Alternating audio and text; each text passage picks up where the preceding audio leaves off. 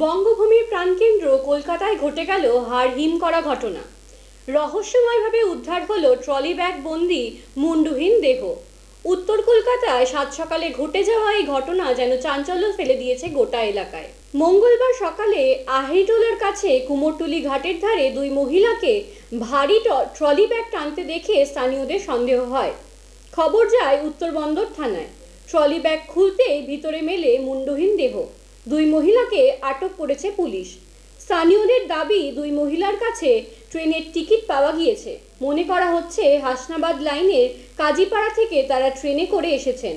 বর্তমানে কে বা কারা এই ঘটনার সঙ্গে যুক্ত এবং এর পিছনে ঠিক কী রহস্য রয়েছে তা খুঁজে বের করার চেষ্টা করছেন পুলিশ।